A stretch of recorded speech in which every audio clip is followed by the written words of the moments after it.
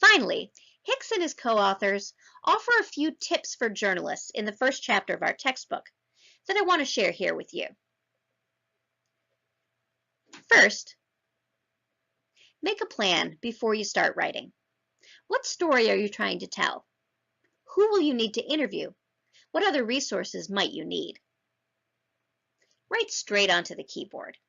Now, Hicks argues that it's a waste of time to write things out longhand and then go and retype everything you wrote into the computer.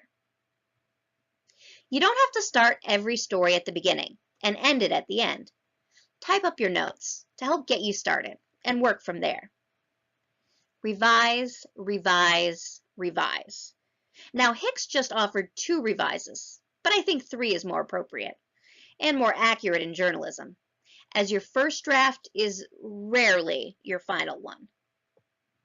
Finally, you want to master the basics.